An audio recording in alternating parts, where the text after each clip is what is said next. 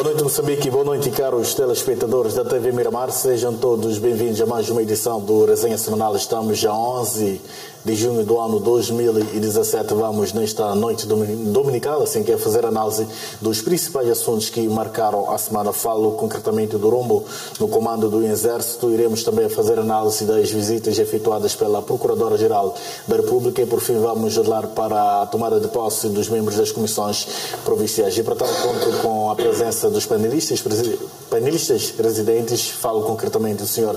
António Muxanga. Contamos ainda com a presença do Sr. Silvério Rongwani. Está também presente o Sr.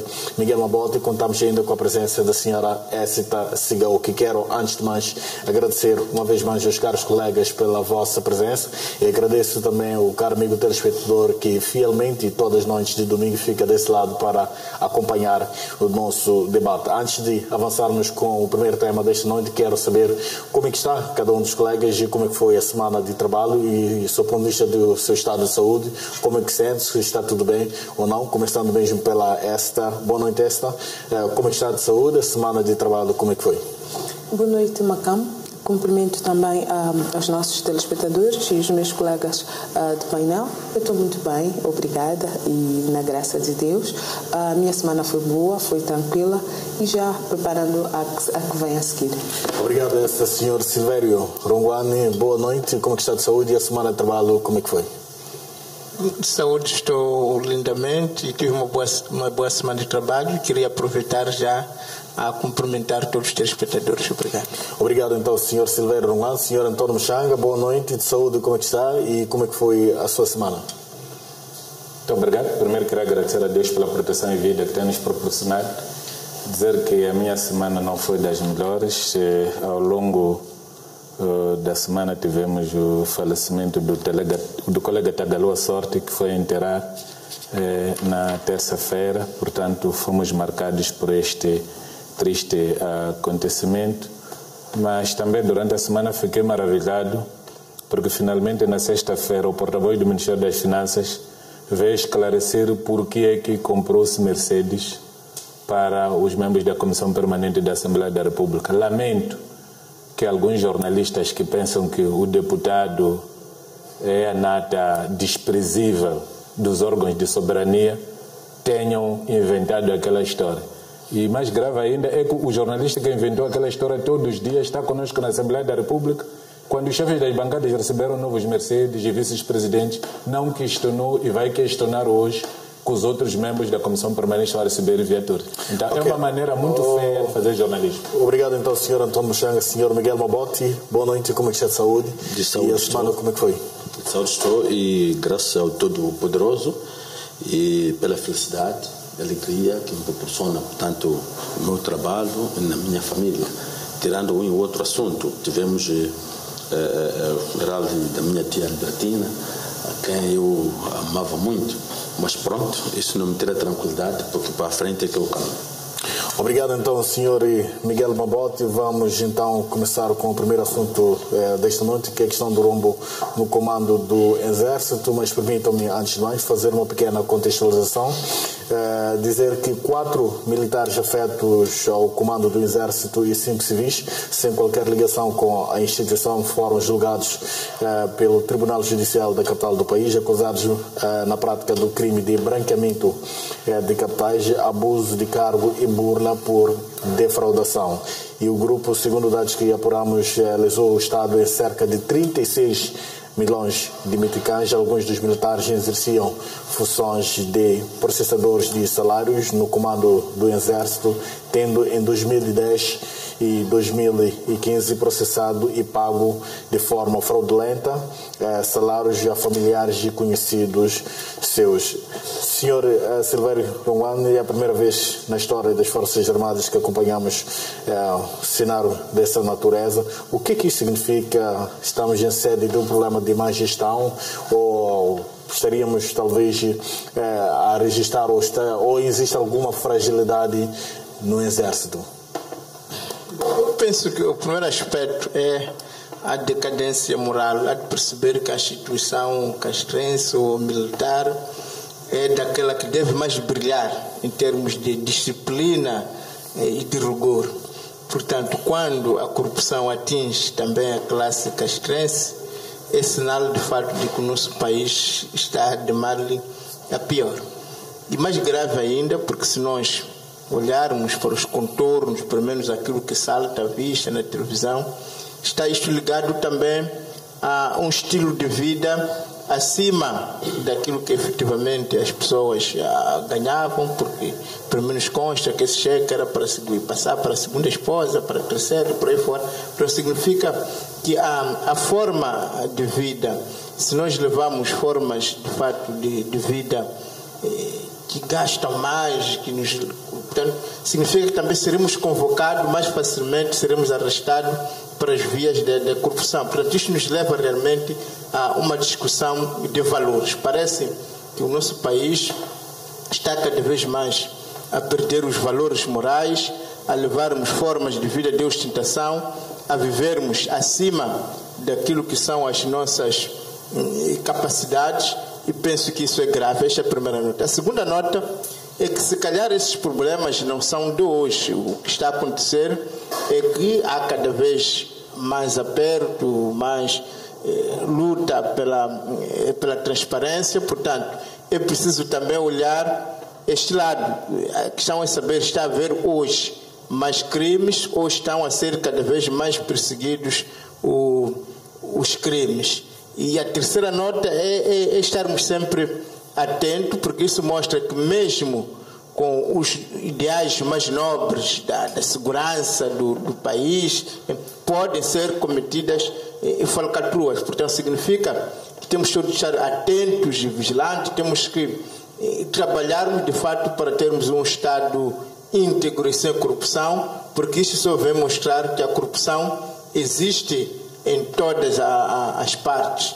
E a última nota, se calhar, é preciso também que a justiça, de fato, comece a trabalhar, mas com alguma justeza e equidade, porque o que acontece é que cada vez que alguém é apanhado nas malhas da corrupção e pergunta-se por que eu, num país em que vigora um enriquecimento ilícito, em que os subornos estão, de fato, de dia, são feitos de dia, como a gente vê nas ruas e por aí fora. Então também pode parecer que este indivíduo que é apanhado é aquele que tem má sorte, ou que estamos à busca de bodes expiatórios, porque a partir do momento que se assiste a muito enriquecimento ilícito e injustificado, a partir do momento que são noticiados e crimes hediondos de roubo, de desvios que não são julgados, então pode levar aquele que é julgado, aquele que cai nas malhas da justiça, a se considerar simplesmente que é a pessoa de má sorte. Portanto, temos que trabalhar ainda mais para demonstrar que qualquer pessoa que cometa o crime, qualquer corrupto, há de cair nas mãos da justiça e não ser este e aquele de vez em quando calha. Mas, para todos os efeitos, temos que considerar que, se calhar, estamos a avançar na direção certa. Sr. Miguel Mabote, na última quinta-feira os militares disseram que receberam ordens superiores para colocar em prática a sua ação. Estamos a falar de cerca de 36 milhões de meticais, numa altura em que o país registra déficit de problemas muito básicos, ou problemas básicos, se permitem, posso dizer assim, que é a questão de falta de carteiras. Como é que olham então para essa questão? Há alguma fragilidade dentro do Exército? O que é que estaria a acontecer? Muito obrigado. Bom, há aquilo que se diz, a ocasião faz o ladrão. Mas eu não concordo que, deixando a minha porta aberta, a porta da minha casa aberta, a pessoa tem que vir roubar porque deixei a minha porta aberta. Mas eu só queria falar um pouco do que está a acontecer agora. Este é um sinal de que o Estado está a começar a purificar-se internamente, não é? Do ponto de vista da gestão, de todas as formas, de todas as vertentes, e incluindo esta financeira.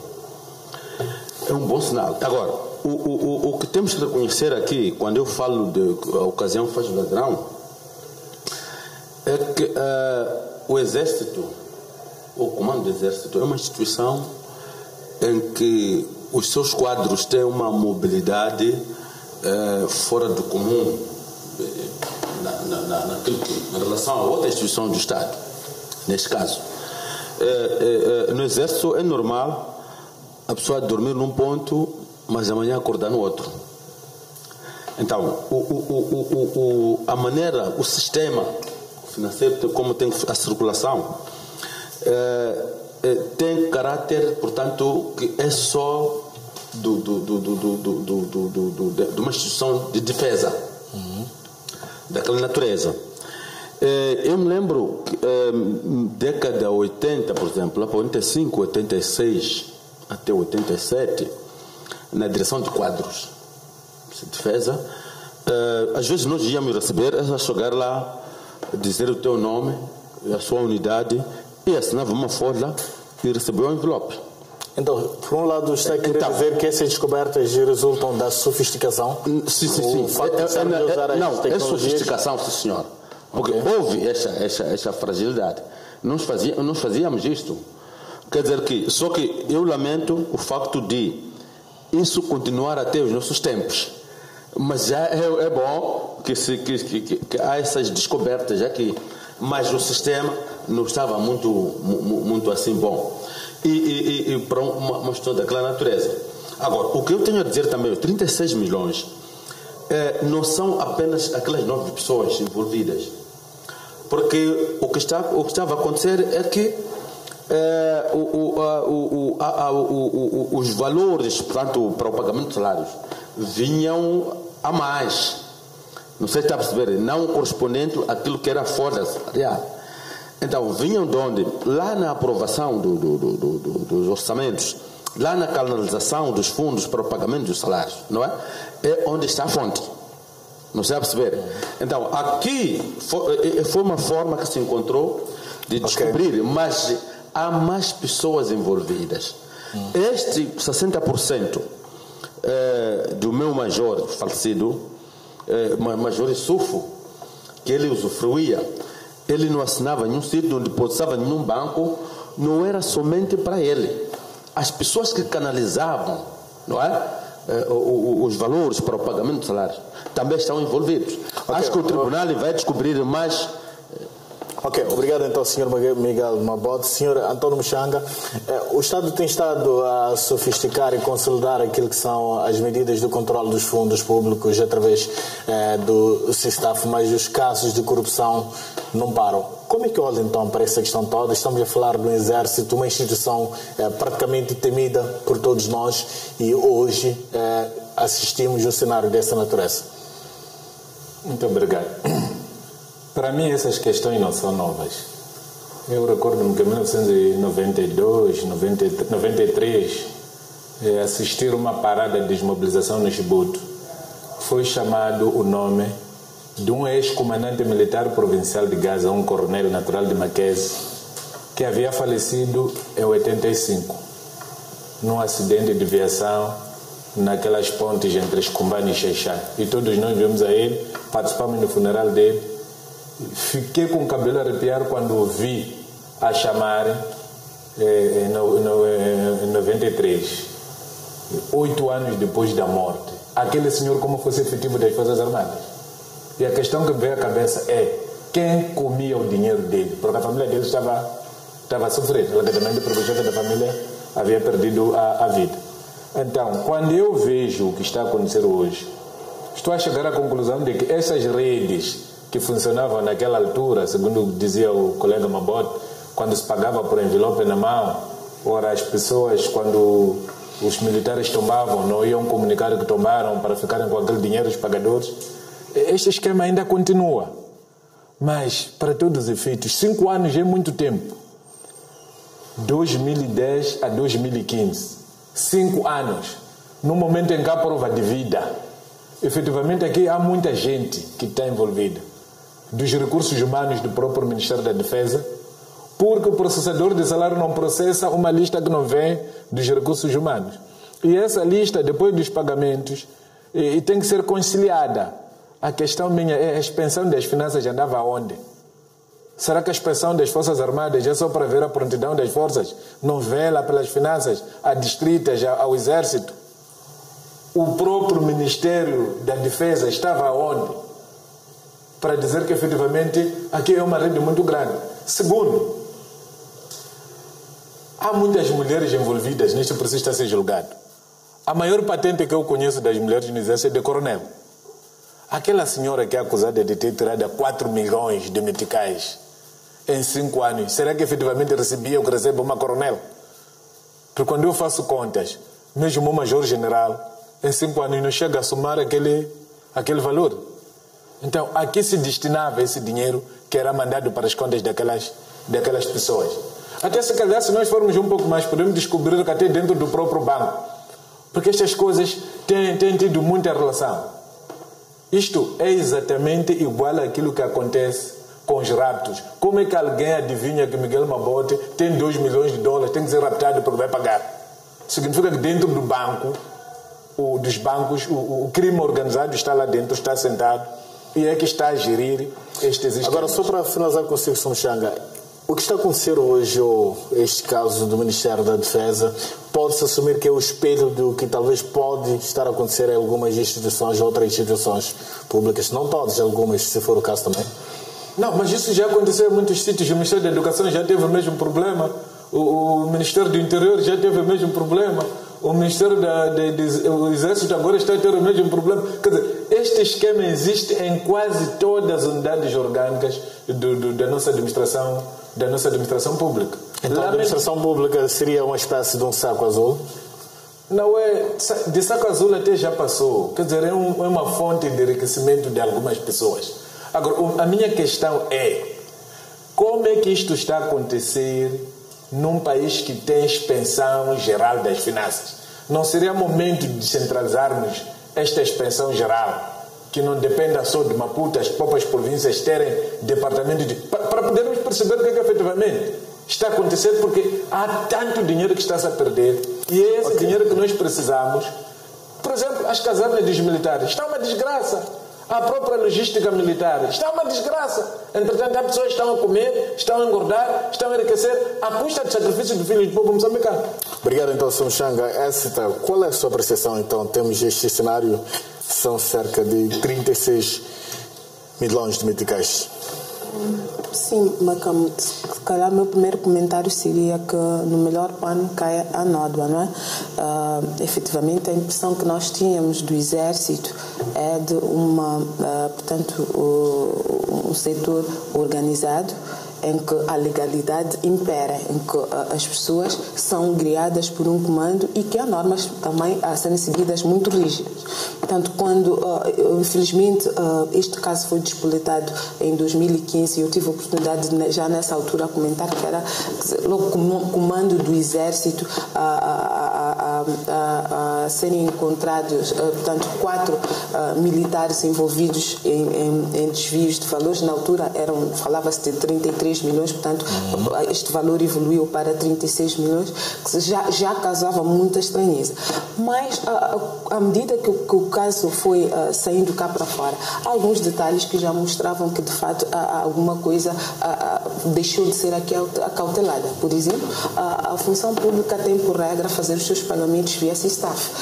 O Exército, infelizmente, continuava a fazer pagamentos, portanto, fora do sistema SISTAF. Portanto, estes pagadores, estes funcionários tinham esta prerrogativa de pegar as folhas, ir aos bancos, e o que eles faziam era aumentar os valores. Portanto, em alguns casos, há pessoas que chegavam a ter os seus salários implementados em 7 vezes. Há pessoas que tinham um salário de 8 mil meticais, podiam, portanto, ter 80 na folha. Portanto, eles adulteravam esta folha e pagavam também a pessoas alheias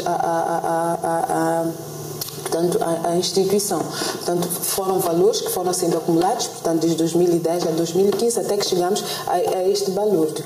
Portanto, eu acho que o que deve acontecer é que a razão por que o Estado decidiu aderir ao ICISTAF não pode isentar algumas instituições. Portanto, tem que ser para todas. Exatamente, porque eu quero acreditar que há uma razão que fez com que o Estado decidisse. O Mchanga falou de prova de vida. Portanto, é todo um ciclo, são todos setores que eles devem de alguma forma comunicar-se e facilitar portanto,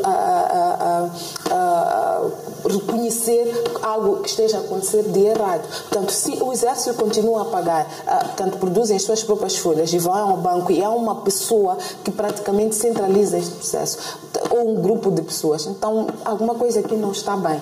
E eu penso que a principal recomendação é que os mecanismos de defesa ou de controle que forem identificados para a administração pública devem também ser extensivos até para essas instituições. Quero acreditar que talvez há alguma sensibilidade pelo tipo de instituição que tenha, então que seja um grupo restrito, não é, a lidar com a defesa. Mas os mecanismos têm que ser abrangentes para todos eles, porque senão vamos ter controle, por exemplo, na educação, no Ministério do Interior, como já tiveram desfalques e incrementou-se e exigiu-se provas de vida de forma rigorosa, mas depois vamos ter um setor que se calhar vai fazer um desfalque, que vai prejudicar tudo aquilo que pode ter sido recuperado nos outros setores. Estes mecanismos têm que ser abrangentes, tem que ser, o Estado não pode criar normas que são vigentes ou que regulam uns e isentam a outros. Enquanto não ser usado esse staff em todo o país, vamos continuar a registrar essas situações? Eu penso que sim, porque a pessoa humana, ela já de por si, não é, tem necessidades. Vimos ali, e foi aqui também dito, que há ali pessoas que têm 2, 3 esposas. Há ali a senhora da Muamba, que é uma simples agricultora, mas tem filho com um dos senhores. Então era uma das pessoas que recebia o dinheiro, a sua conta era usada para a cessão destes valores. E chegava a oferir, se é que podemos assim chamar, porque ela de fato é estranha ao setor, mas chegava a oferir 100 mil meticais. Porque alguém punha lá no...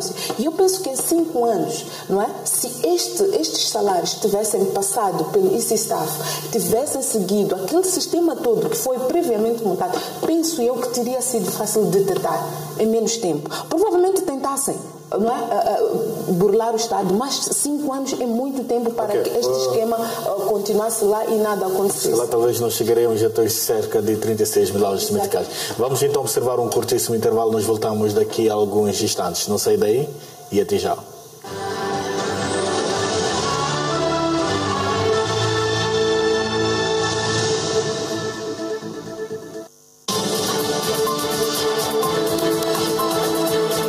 Dizem que um bom gestor procura soluções fora da caixa, mas às vezes as soluções podem estar fora da empresa. Não perca o próximo PME+. Vamos conhecer as vantagens e desvantagens de recorrer ao outsourcing.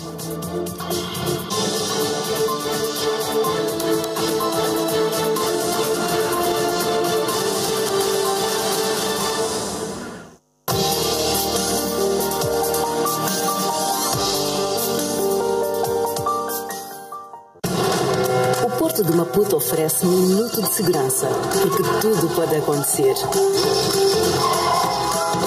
E basta a sua atenção para evitar e prevenir acidentes. Minuto de segurança. Os alimentos devem ser preparados com cuidado para evitar contaminações. Depois de lavadas, as verduras e as frutas devem ficar de molho numa mistura de 3 litros de água para uma colher de sopa de lexívia. Não deixa gosto. Os legumes devem ser bem lavados e cozidos. Os peixes devem ter pele e olhos brilhantes, escamas firmes, guelras avermelhadas e cheiro suave. Um minuto da sua atenção vale muito.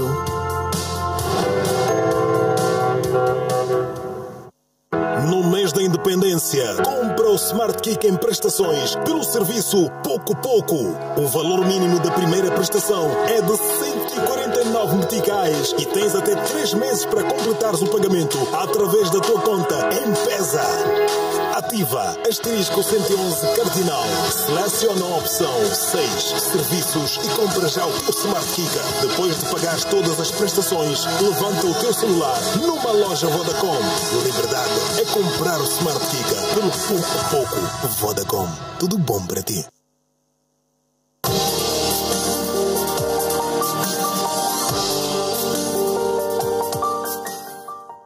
No Hoje em Dia, você vai conhecer a luta que a jornalista Janine Borba enfrentou para realizar o sonho de ser mãe. Ela conta a experiência da gravidez de gêmeos depois dos 40. Acompanhe aqui no Hoje em Dia.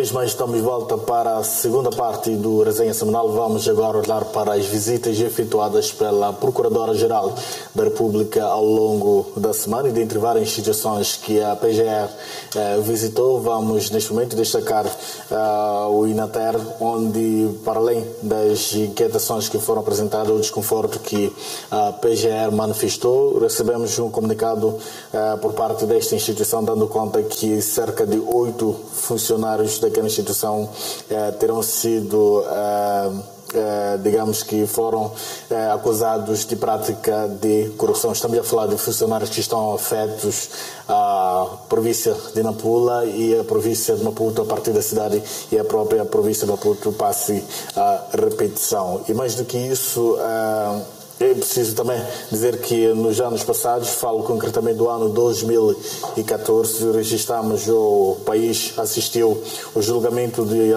dois funcionários do INATER que foram acusados de envolvimento na emissão e falsificação de cartas de condução. Queria começar com o senhor Antônio Muxanga. Sr. Muxanga, esta questão de corrupção está a virar moda em algumas instituições. Bom, o INATER teve-nos aquele brinde da diretora-geral ter-se atribuído o supervencimento. Ganhava 450 mil meticais e parte do dinheiro tinha passado ao seu presidente do Conselho de Administração, e fiquei um pouco preocupado porque a procuradora parece que essa parte não foi mexer lá. Não sei porquê, não se mexeu isso, fosse falar dos mais pequeninos, quando há uma questão de fundo clara e concreta que aconteceu no mesmo INATER. Segundo, estas visitas da Procuradora acontecem num momento, quanto a mim, não muito oportuno, porque nós todos estamos atentos que a Procuradora está neste momento a concluir a verificação do relatório da CROL para poder publicar. Dia 11 é já amanhã, um mês já acabou, portanto a tolerância que nós dávamos a ela já terminou, precisamos do relatório executivo da CROL.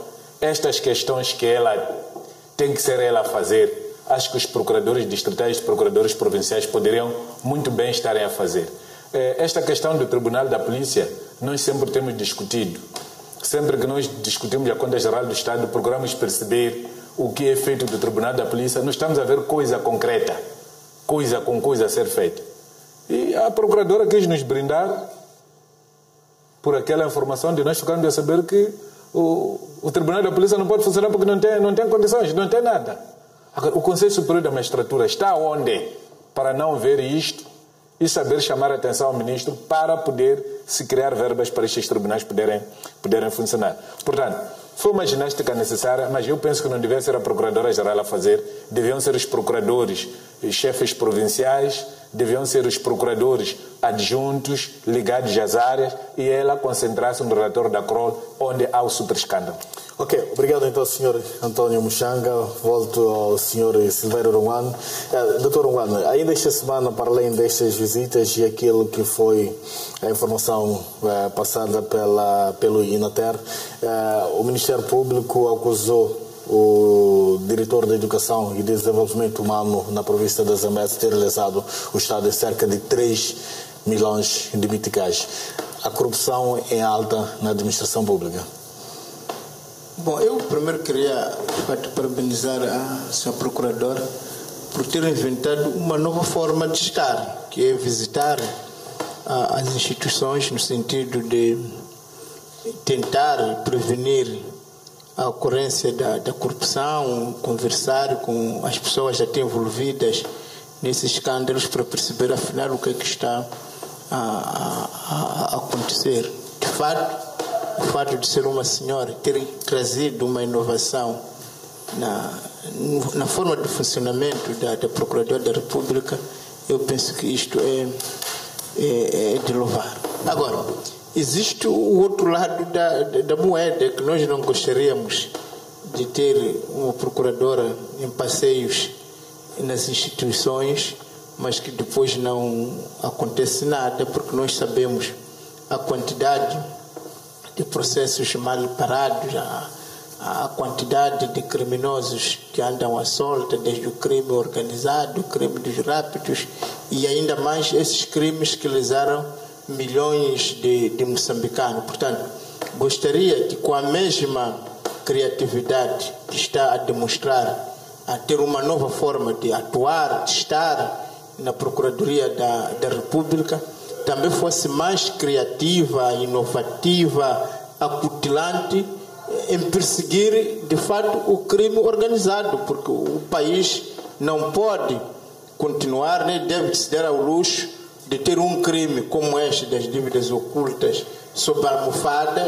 Não pode se dar ao luxo de contratar uma empresa que custou milhões de dinheiro para fazer um relatório e este relatório não chegar aos moçambicanos. Não pode a Procuradoria da República, de fato, até este momento não ter apresentado conclusões muito mais fortes sobre os raptos do crime organizado. Portanto, eu tenho este misto de sentimentos que, sim senhor, são formas criativas, inovadoras, que podem ajudar, se calhar, a Procuradoria a funcionar de uma outra maneira, no sentido de perceber o que está a acontecer, falar com as pessoas, sim senhor, mas gostaria que esta mesma criatividade, esta mesma acutilância fosse vista também naqueles que são os grandes problemas de que enferma a nossa administração pública, porque todos os dias somos brindados com casos novos, ora são juízes, ora são o próprio governo que não declara que vai fazer empréstimo, ora são ministros, são acusados. Da mesma maneira que tem essa criatividade, que fosse mais criativa também na forma de anunciar os resultados da corona. Obrigado, então, senhora Silveira Ngwana.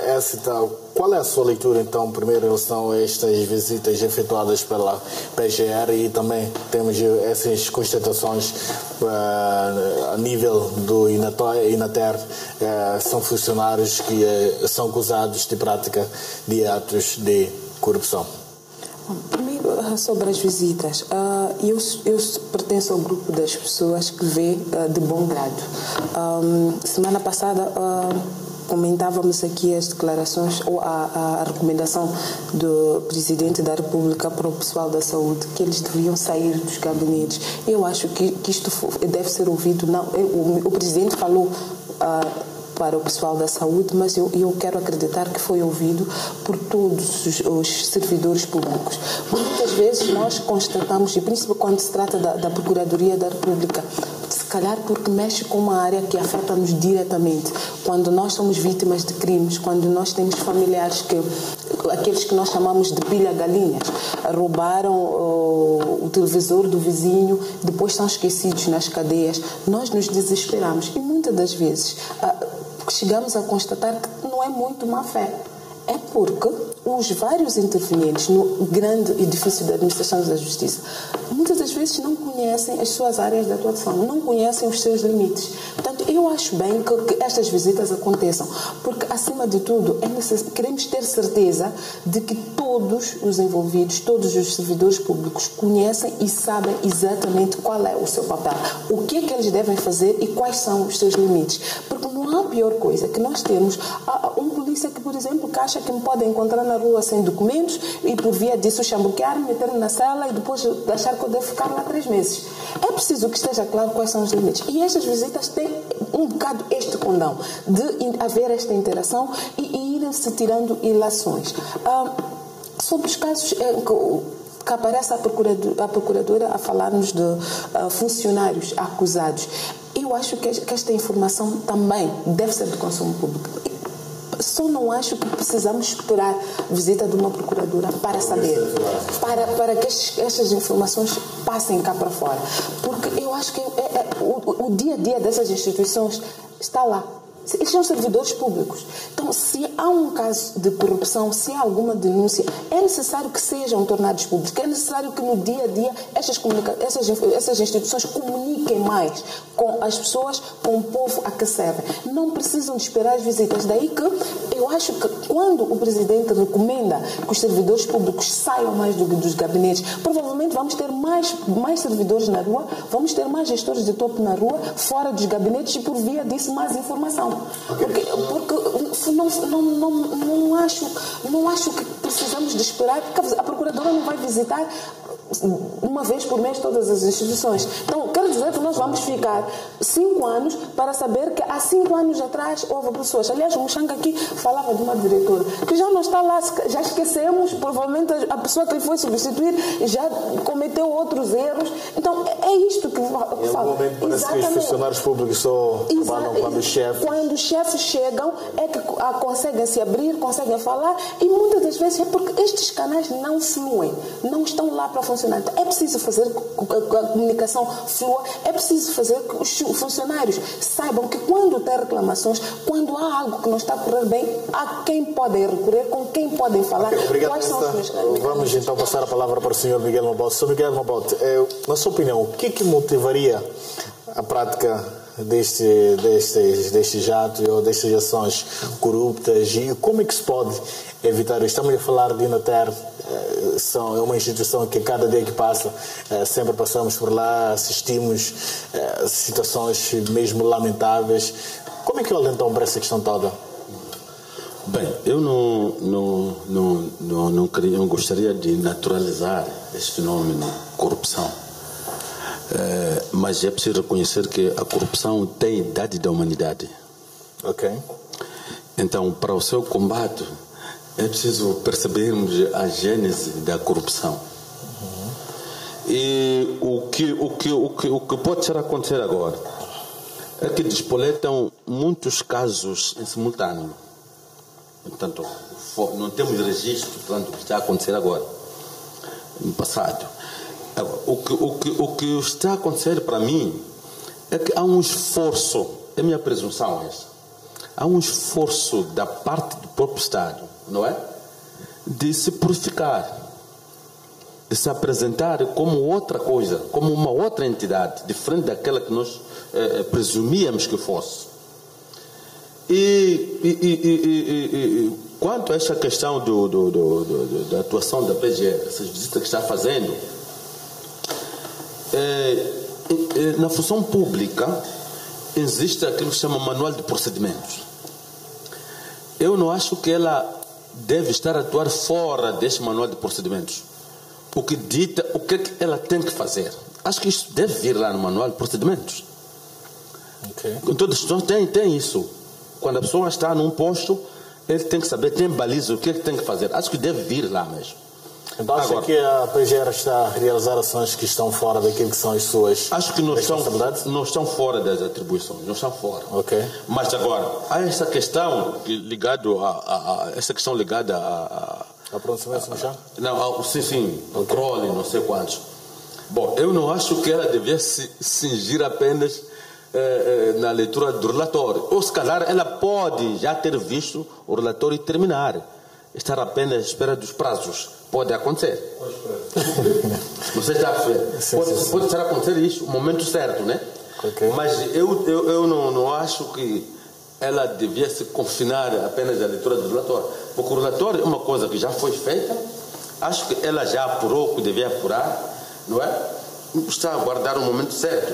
Mas a questão das visitas, se ela não fizesse isto, acho que um dia nós poderíamos vir aqui pedir que ela fosse fazer. Ok, mesmo só para finalizar com o senhor, não que queiramos, não que queira tirar mérito aquilo que são as ações da administração da justiça, não acha que talvez é uma altura de desenhar-se novas formas de atuação no sentido de garantir que os atos de corrupção sejam evitados o máximo possível, do que chegar numa altura em que só fazemos os julgamentos depois de ter-se gasto tanto dinheiro? Bom, é assim, nós temos que reconhecer de onde nós viemos. Okay. E as coisas não estavam bem, não é? Num passado não muito longínquo, não estavam bem. Então, quando se procura arrumar a casa, não é? Nós temos que dar nota positiva a isso. Ok, obrigado. Isso é muito importante. Acho que com essas denúncias, por exemplo, aquela questão do diretor de Processo da Educação da Zambésia, não é?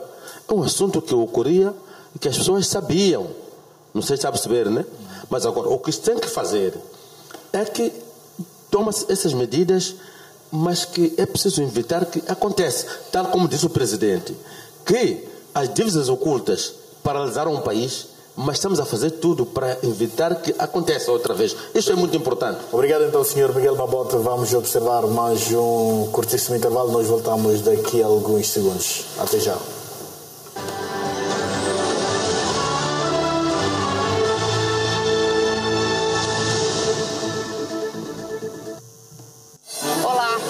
Espetacular, a busca por uma pedra de cor violeta ametista.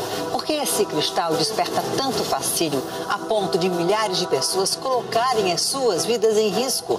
Tem ainda o enigma do bebê que tenta andar logo após o parto.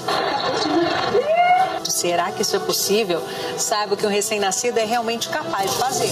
É no Domingo Espetacular.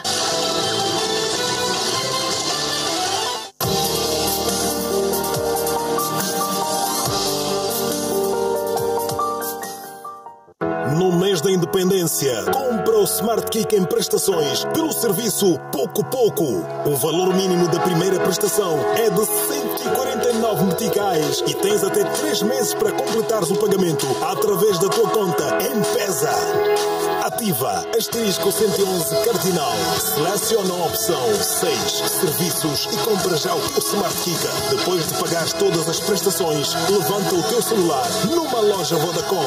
Liberdade é comprar o Smart Kick pelo Pouco Pouco.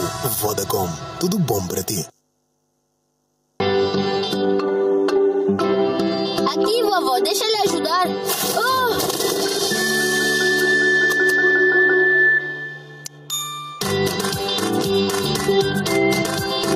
Obrigada, meu filho. Mas isto significa que vais ter mais roupa para lavar. Não, mãe, como? É como se tivesse o poder de 10 mãos. Como é tão poderoso? É tão bom como ter 10 mãos para se livrar das nódoas difíceis como as de gordura. Como? Com o poder de 10 mãos.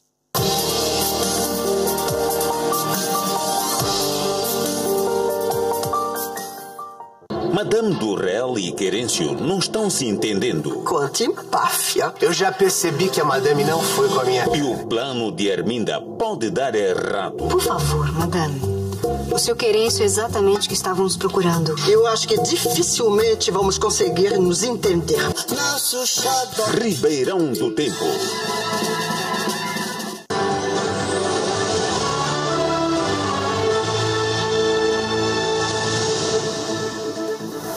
Boa noite, uma vez mais estamos de volta para a terceira e última parte do Resenha Semanal. Vamos então olhar um pouco para a tomada de posse dos membros das comissões provinciais e temos as gerações que já se avizinham e mais do que isso queria pedir aos caros colegas para tentarem olhar ou deixar ficar aquilo que é o seu estado de espírito em relação a esta nova estratégia por parte do Tribunal Supremo que a partir desta segunda-feira vão iniciar com uma campanha de julgamentos nos estabelecimentos penitenciários no sentido de garantir que se reduza o fluxo de pessoas, ou seja, reduza-se a superlotação. Queria mesmo começar por si esta.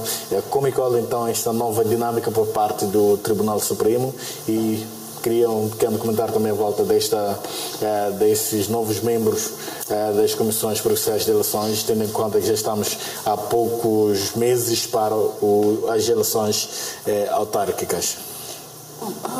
Macam, é facto que nós vamos às cadeias e encontramos lá pessoas presas há muito tempo. Algumas aguardam julgamento, outras há uma instrução preparatória que começou, pois porque há falta de juízes, porque os procuradores não têm disponibilidade, o processo encalhou em algum momento. Alguns porque não têm advogados, então aguardam que o IPAS ou que o Estado indique e estes estão sobrecarregados e o processo vai ficar. E enquanto isso a pessoa está automaticamente esquecida. E qual foi o delito?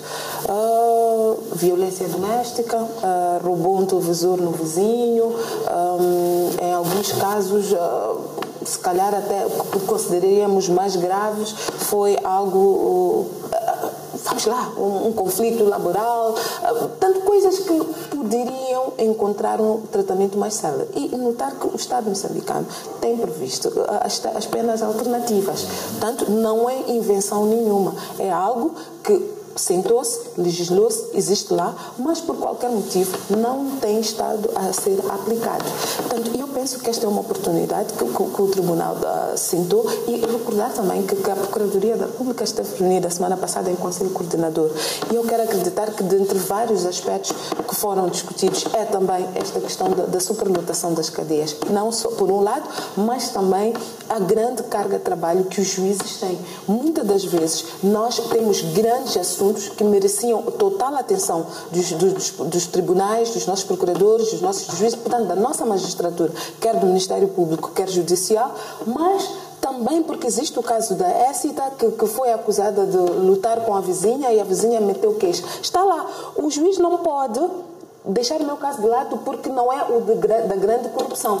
Então, estas questões todas podem ser tratadas neste contexto das penas alternativas. 10 segundos peço para olhar então para aquilo que são as responsabilidades dos membros das comissões provinciais. O que é que pode-se esperar deles, tendo em conta que estamos a poucos meses do escrutínio? Acima de tudo, que respeitem a lei, que trabalhem de acordo com o que está previsto na lei, portanto, não tem que favorecer a nenhum partido, não tem que prejudicar a nenhum partido, tem que apenas ser os fiscais e contribuir para que as eleições sejam efetivamente um momento de festa em Moçambique. Obrigado, Sr. Silvério Ronguano. Vou ao senhor também, levando as mesmas questões. Como é que olha então para esta campanha que vai arrancar nesta segunda-feira, esses julgamentos que poderão acontecer nos estabelecimentos penitenciários por causa dessa questão da superlotação? Também queria também a sua apreciação em relação às comissões provinciais. Bom, eu penso que isso também tem que ser lido na conjuntura econômica em que estamos a viver, não? Quando tínhamos o dinheiro dos doadores, de fato, para gastar, o que a gente via é que se passava vista grossa a muita corrupção. Hoje, como temos que viver com os nossos próprios meios, estamos a ver que é uma grande pedagogia que nos obriga a mudar. Também se dava ao luxo de meter qualquer pessoa na cadeia sem grandes preocupações, porque havia, de fato... Agora estamos a ver que esta pessoa, para estar lá, é preciso que haja comida, que haja esse... Portanto, é preciso realmente reconhecer que há bens que vêm por mal. Portanto, a conjuntura econômica parece que está a mexer conosco e a obrigar o nosso Estado a ser mais racional, a ser mais ativo e a tomar decisões que vão no sentido, se calhar, de resolver algumas questões. Também preciso sublinhar que estamos também já em época das eleições. Agora, só um pequeno ponto em relação a esta campanha, que é muito importante realmente que aquelas pessoas que não estavam sobre grandes delitos possam ter uma segunda alternativa para viver, mas há duas questões se colocam. A primeira é se estão acautelados os direitos daqueles que foram violados para esta pessoa ir à cadeia. Segundo, se está acautelado a segurança, de fato, da pessoa que foi ofendida ou do polícia que envolveu este caso. Parece-me que devemos também criar condições objetivas para que estas pessoas que vão merecer esta chance, digamos, não virem em tragédia. 5 segundos, a questão das eleições. Isso só nos chama a atenção que as eleições já começaram, temos que começar a trabalhar, estão aí, portanto, e também quero desejar bom trabalho aos eleitos, mas isso nos chama a atenção que as eleições já estão na rua e temos que começar a trabalhar com força. Obrigado então, Sr. Miguel Mabote. Vamos, não Sr. Miguel Mabote, mas sim Sr. Silvério Ronguano.